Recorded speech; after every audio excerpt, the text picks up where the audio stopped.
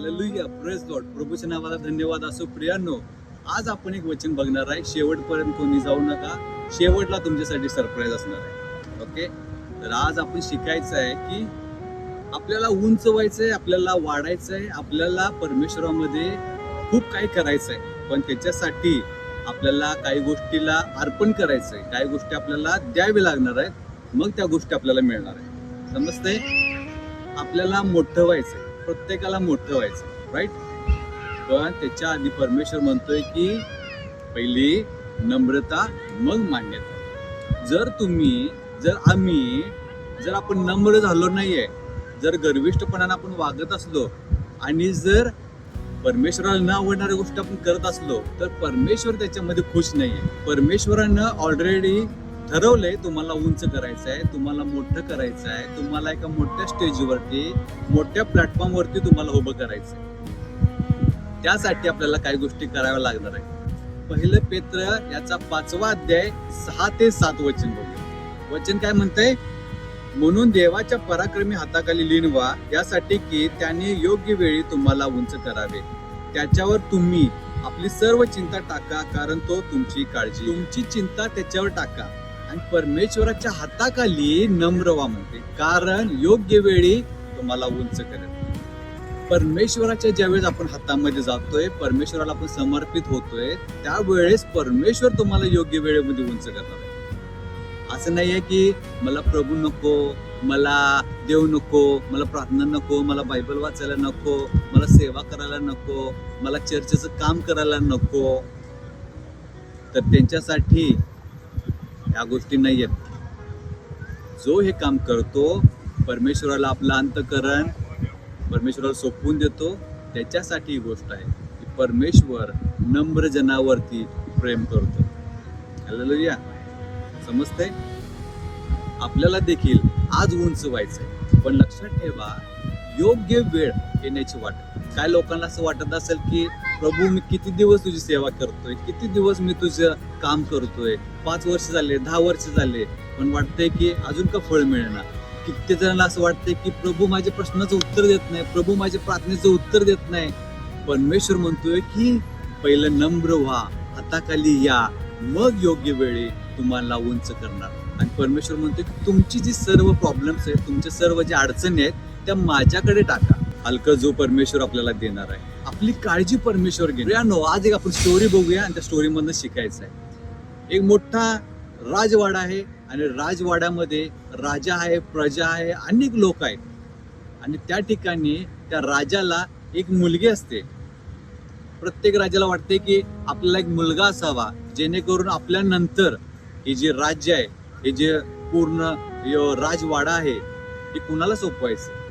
तर राजाला वाटते की आपला मुलगा त्यानंतर सांभाळेल.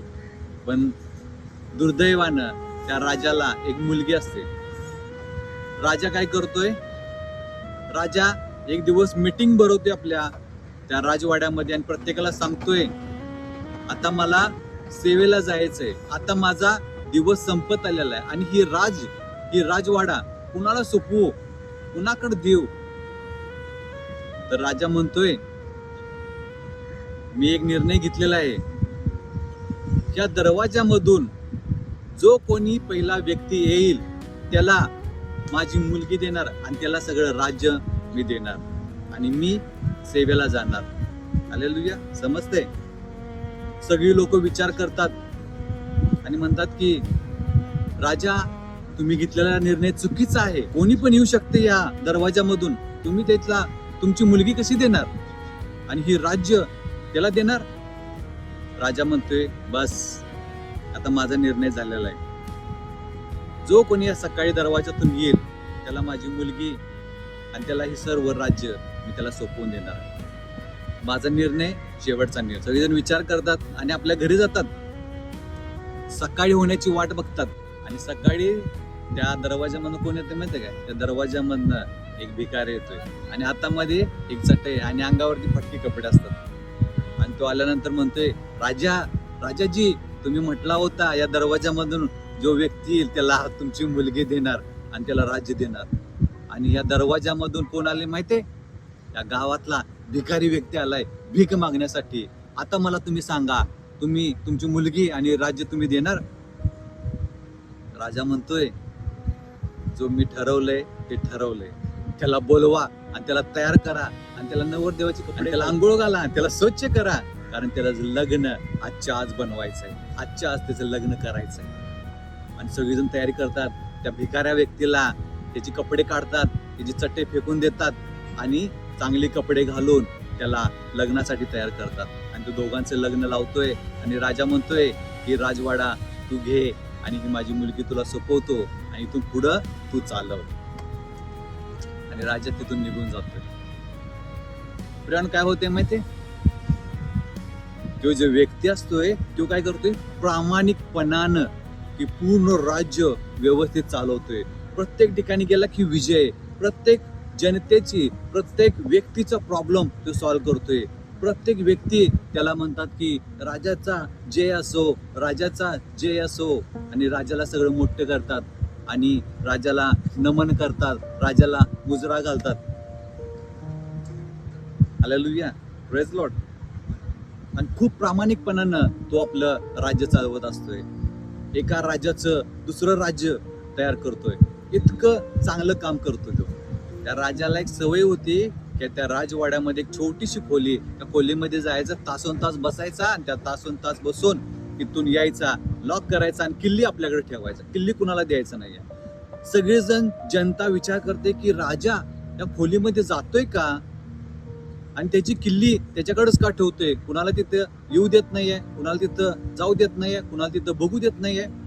ही गोष्ट राणीला सांगतात आणि राणीला म्हणतात की बघ, राजा काहीतरी चुकीचं करतोय, राजा काहीतरी प्रॉब्लेम मध्ये आहे, काहीतरी चुकीमध्ये आहे, तू त्याचा शोध घे. आणि राणी म्हणते की राजाला त्या कुलपाची किल्ली मला द्या, त्या खोलीची चावी माझ्याकडे द्या, मला बघायचंय तुम्ही तिथं जाऊन काय करता. तो राजा म्हणतोय मी ही चावी कुणाला देऊ शकत नाही आणि मी कुणाला सांगू शकत नाही, ते माझं एक सिक्रेट आहे, मी कुणाला बोलू शकत नाही.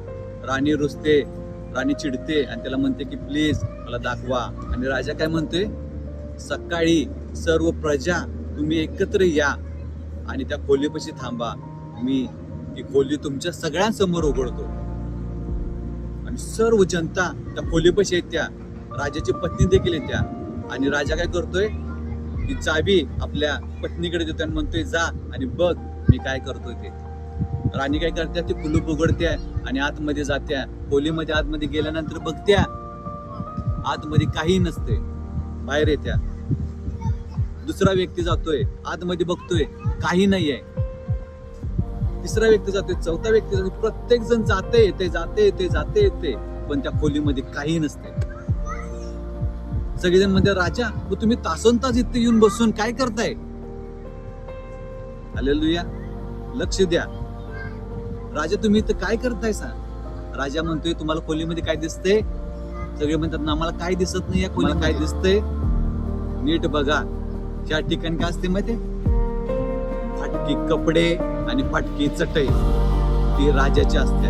आणि राजा काय करतोय माहितीये काय, तासन तास येऊन त्या खोलीमध्ये ती चटई घेऊन हातरून त्याच्यावरती बसून ती कपडे घालून जुन्या गोष्टी आठवतोय, जुन्या गोष्टी तो रिमाइंड करतोय.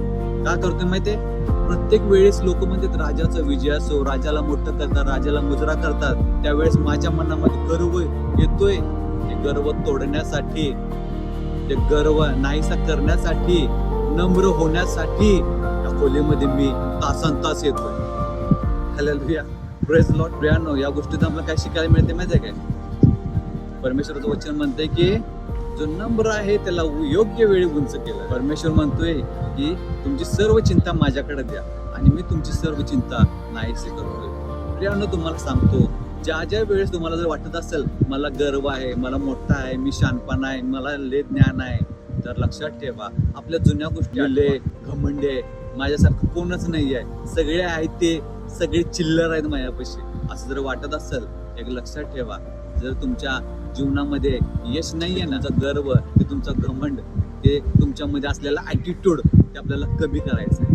आणि ज्या वेळेस तुम्ही कमी करशील त्यावेळेस परमेश्वर तुम्हाला योग्य वेळे तुम्हाला उंच करणार, हे 100% आहे. Praise Lord. लक्षात ठेवा प्रियांनो, जो नम्र आहे त्याला परमेश्वर उंच करतो. परुषी आणि जकातदाराची आपल्याला गोष्ट माहिती आहे. मी इतके दान केले, मी इतके तुझ्या नावाची कामं केलीत, मी भूतं काढलीत. प्रभू म्हणतोय की मी तुला ओळखत नाही. तुला काय पाहिजे माहितीये काय? प्रभूला आपलं अंतकरण पाहिजे, आपल्याला हार्ट पाहिजे परमेश्वराला. परमेश्वर म्हणतोय की हृदय माझ्याकडे दे. Hallelujah, praise Lord. प्रियांनो, शेवट तुम्हाला इतकंच सांगतो की परमेश्वराच्या हाताखाली नम्र व्हा. परमेश्वर तुम्हाला योग्य वेळेत उंच करणार आणि त्यानंतर बघा, जेव्हा तुम्ही डिसिजन घेताय, परमेश्वर तुम्हाला 100% उंच करतोय. Hallelujah, praise Lord. प्रियांनो, जी आज तरुण मुलं आहेत, मुली आहेत, ते आपल्या आई वडिलाच्या अधीन राहा. त्यांच्या हाताखाली लीन व्हा, नम्र व्हा. ते देखील तुम्हाला उंच करतील, ते देखील तुमच्या इच्छा पुरवतील. Praise Lord. प्रभूच्या नावाला धन्यवाद असो. आमेन. Thank you so much.